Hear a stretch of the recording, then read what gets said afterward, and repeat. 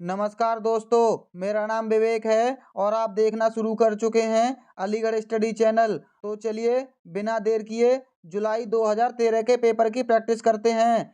पर्यावरण अध्ययन की पाठ्य पुस्तकों में विभिन्न प्रकरणों के एक खंड करके देखो को शामिल किया गया है, जिसका उद्देश्य है, सही जवाब है ऑप्शन बी, प्रत्यक्ष हस्तपरक अनुभव उपलब्ध कराना। अगला क्वेश्चन, पर्यावरण अध्ययन में एक अच्छे दत्त कार्य का मुख्य लक्ष्य होना चाहिए। सही जवाब है ऑप्शन ए, अधिगम विचार के अवसर उपलब्ध कराना। अगला क्वेश्चन, पर्यावरण अध्ययन के शिक्षक के रूप में चिड़ियाघर के भ्रमण का आयोजन करने का मुख्य उद्देश्य होना चाहिए। सही जवाब है ऑप्शन डी, शिक्षार्थियों को सक्रिय अधिगम अनुभव उपलब्ध कराना। अगला क्वेश्चन, सामाजिक विज्ञान के संदर्भ में पर्यावरण अध्ययन पढ़ने का निम्नलिखित में से कौन सा उद्देश्य नहीं है। सही जवाब है ऑप्शन ए, इसे बच्चों को मुख्य शब्दावली की सही परिभाषा याद करने योग्य बनना चाहिए, या जहां भी परिभाषा शब्द आए वो हमेशा गलत होगा। अगला क्वेश्चन, कविता पर्यावरण अध्ययन की कक्षा में गरीबी, निरक्षरता और वर्ग असमानता जैसे सामाजिक मुद्दों पर बल देना चाहती है। निम्नलिखित में से कौन सा अधिगम अनुभव इस उद्देश्य की प्राप्ति में अधिक प्रभावी होगा।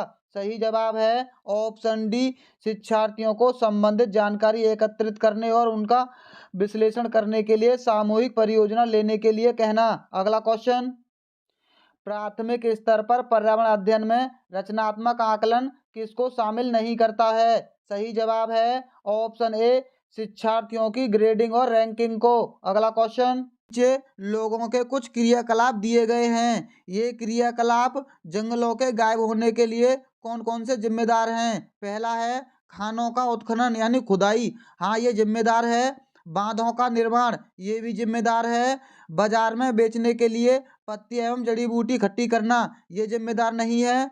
बांसों से टोकरी बुनना, ये भी जिम्मेदार नहीं है।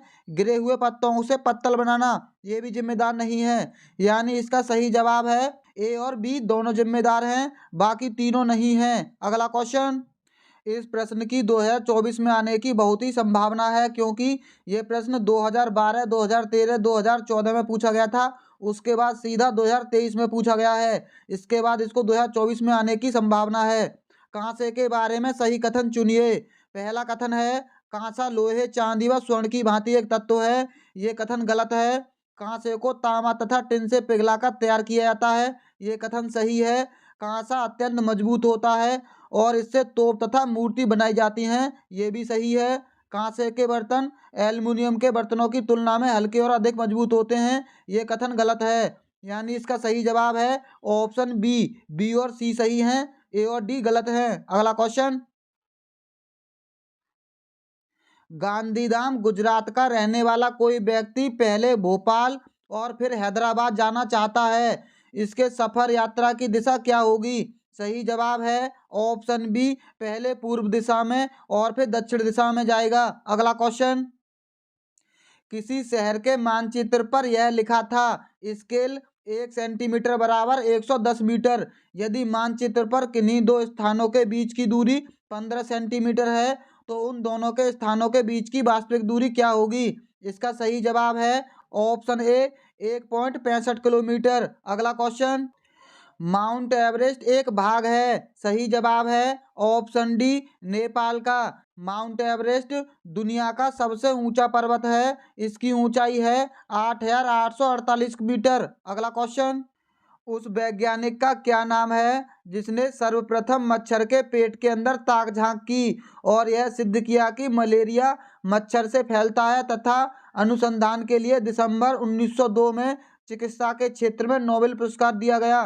सही जवाब है ऑप्शन ए, रोनाल्ड रोस को। अगला क्वेश्चन, रजत ने अपने मित्र से कहा, मैं नहीं खेल सकता क्योंकि मुझे बुखार है, मैं कपकपी, बुखार, सिरदर्द और अंत में पसीना आने के चक्र से गुजरता हूँ। रक्त की जांच के बाद डॉक्टर ने मुझे एक कड़वी दवाई दी। रजत किस रोग से पीड़ित हो सकता है। सही जवाब है ऑप्शन ए, मलेरिया से। अगला क्वेश्चन, अलब्रूनी कौन था। सही जवाब है ऑप्शन डी, वह उज्बेकिस्तान का यात्री था जिसने एक किताब लिखी, उसकी किताब का नाम था किताबुल हिंद। जो हमारे देश के इतिहास के बारे में जानने में सहायता करती है। अगला क्वेश्चन, रात में जागने वाले जानवर हर चीज को। सही जवाब है ऑप्शन सी, केवल काली और सफेद ही देख सकते हैं। अगला क्वेश्चन, हाथियों के झुंड के बारे में सही कथनों को चुनिए। पहला कथन है, हाथियों के झुंड में केवल हथनियां और 14-15 वर्ष के बच्चे ही रहते हैं। ये कथन सही है। दूसरा है, हाथियों के एक झुंड में किसी भी एक ही परिवार के सदस्य होते हैं। ये कथन गलत है। झुंड की सबसे बुजुर्ग हथनी पूरे झुंड की नेता होती है। ये भी कथन सही है। एक झुंड में हथनी और बच्चों की संख्या कितनी भी हो सकती है। ये कथन गलत है। इसका सही जवाब है ऑप्शन सी, ए और सी सही है। अगला क्वेश्चन, पंखुड़ियों के अंदर फूल के बीच में कुछ पतली पाउडर जैसी रचनाएं दिखाई देती हैं, जिन्हें कहते हैं। सही जवाब है ऑप्शन ए, परागकण। अगला क्वेश्चन, यदि आप रेलगाड़ी द्वारा अहमदाबाद जाएं तो आपको रेलवे स्टेशन पर अधिकतर बेचने वाले खाने की कौन सी चीजें बेचते मिलेंगे।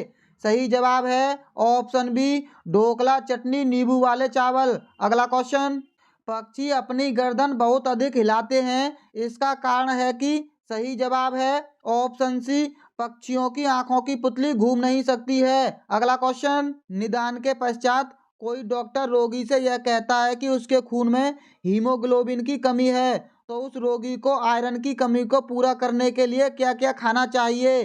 सही जवाब है ऑप्शन ए, आंवला, हरी पत्तेदार सब्जियां और गुड़। अगला क्वेश्चन, राष्ट्रीय पाठचर्या की रूपरेखा 2005 प्राथमिक स्तर पर पर्यावरण अध्ययन शिक्षण का प्रमुख उद्देश्य होना चाहिए।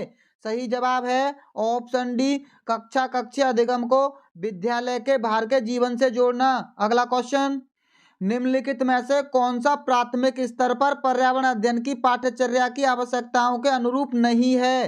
सही जवाब है ऑप्शन बी, उसे काम की दुनिया में प्रवेश के लिए शिक्षार्थी को ज्ञान एवं कौशल से लैस करना चाहिए। अगला क्वेश्चन, एनसीईआरटी की पाठ्य पुस्तकों में पर्यावरण अध्ययन को उच्च प्राथमिकता और स्थान दिया गया है। सही जवाब है ऑप्शन सी, चिंतन और विस्मय के लिए शिक्षार्थियों को अवसर उपलब्ध कराने के लिए। अगला क्वेश्चन, पर्यावरण अध्ययन की पाठ्य पुस्तकों में कविताओं और कहानियों को शामिल करने का निम्नलिखित में से कौन सा उद्देश्य नहीं है। सही जवाब है ऑप्शन सी, नित्य और एक रस विषय वस्तु में बदलाव करना। अगला क्वेश्चन, पर्यावरण अध्ययन की एक अच्छी पाठ्यचर्या को बच्चे के प्रति सही, जीवन के प्रति सही और विषय के प्रति सही होना चाहिए।